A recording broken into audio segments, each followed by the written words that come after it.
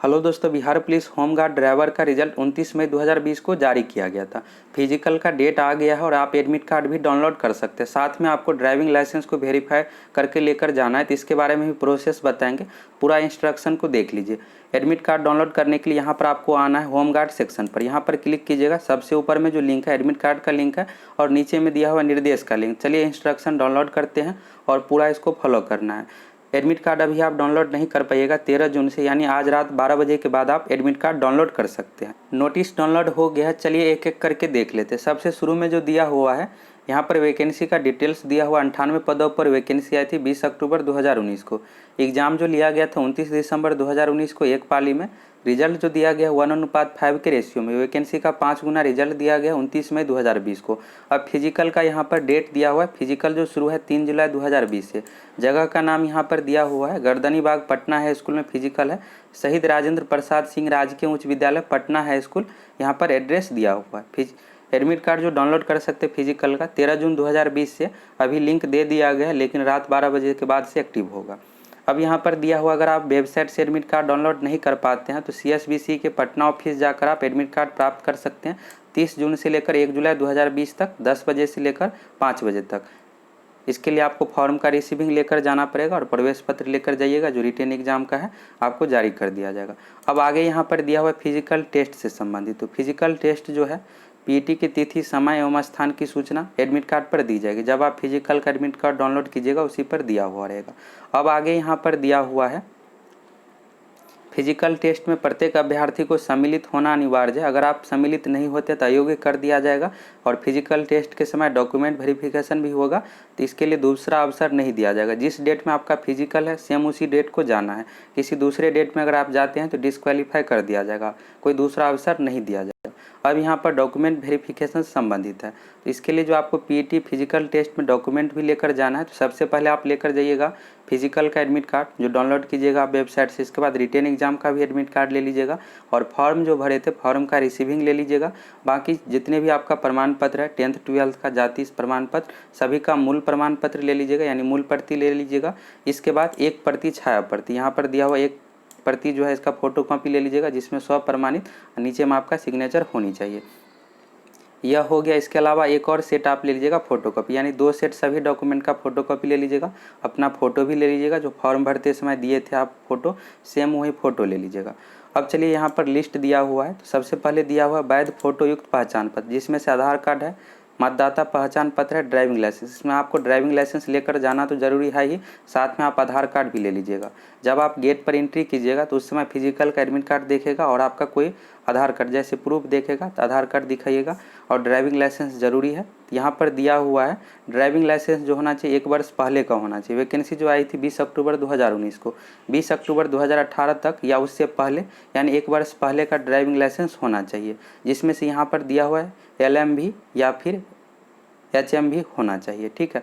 अब यहाँ पर जो है आपको क्या करना है, इसको वेरीफाई भी करवाना है। तो आगे यहाँ पर दिया हुआ है प्रवेश पत्र के साथ संलग्न ड्राइविंग लाइसेंस सत्यापन प्रपत्र। जब आप एडमिट कार्ड डाउनलोड कीजिएगा तो साथ में एक दिया हुआ रहेगा ड्राइविंग लाइसेंस सत्यापन फॉर्म, उसको भी आप डाउनलोड करवा लीजिएगा जहाँ से एडमिट कार्ड प्रिंट कीजिएगा।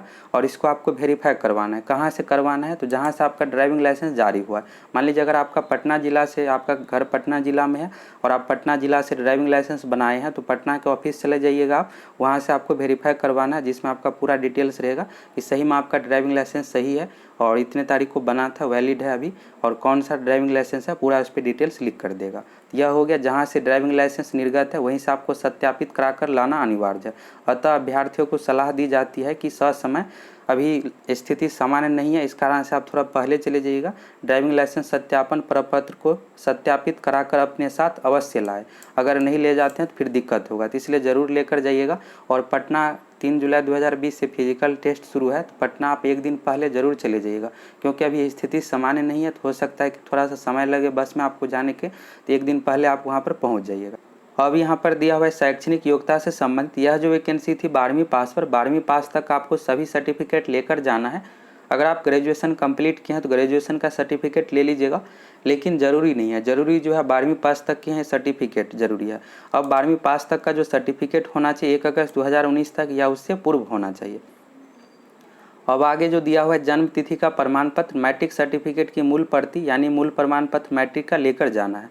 तो इंटर और मैट्रिक का क्या क्या लेकर जाना है, तो मैट्रिक का मार्कशीट, इंटर का मार्कशीट 2 हो गया। अगर आपके पास एडमिट कार्ड उपलब्ध है तो ले लीजिएगा मैट्रिक इंटर का, अगर नहीं है तो इससे कोई दिक्कत नहीं होगा।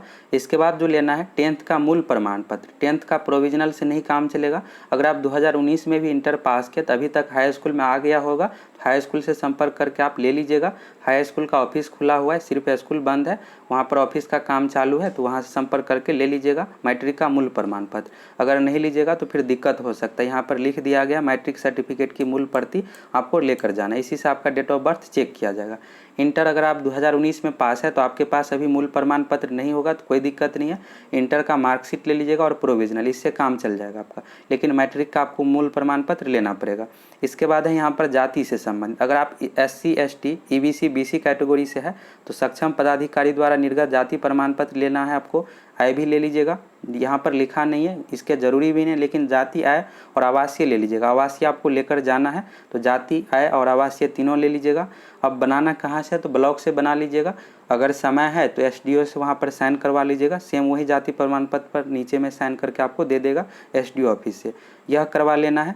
इसके बाद यहाँ पर महिला अभ्यर्थी से संबंधित दिया हुआ है, तो विवाहित अविवाहित के जाति प्रमाण पत्र पर पिता का नाम एवं पता अंकित होने पर ही मान्य होगा।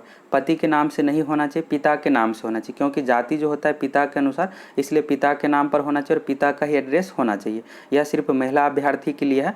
अब यहाँ पर है क्रीमी लेयर से, तो नॉन क्रीमी लेयर का प्रमाण पत्र होना चाहिए। पिछड़ा वर्ग, अत्यंत पिछड़ा वर्ग यानी OBC बिहार सरकार का आपको बनाकर लेकर जाना है। अब आगे यहाँ पर दिया हुआ है बिहार राज्य के अस्थायी निवासी होने संबंधी प्रमाण पत्र यानी निवास प्रमाण पत्र आपको बनाना है। इसके बाद है होमगार्ड का प्रमाण पत्र, अगर आप होमगार्ड का लाभ लिए हैं तो उसका आपको प्रमाण पत्र देना पड़ेगा। इसके बाद है स्वतंत्रता सेनानी फ्रीडम फाइटर से संबंधित आपको प्रमाण पत्र देना है। अब यहाँ पर जो है EWS से संबंधित है, EWS का भी आपको प्रमाण पत्र देना है।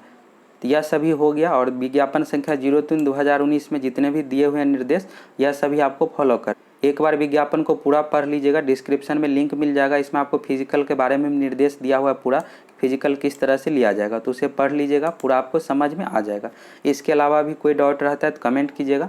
ड्राइविंग लाइसेंस को जरूर आप वेरीफाई करवा लीजिएगा, नहीं तो दिक्कत होगा। और 10th का मूल प्रमाण पत्र आपको लेकर जाना है, यह सभी बात आप ध्यान रखिएगा।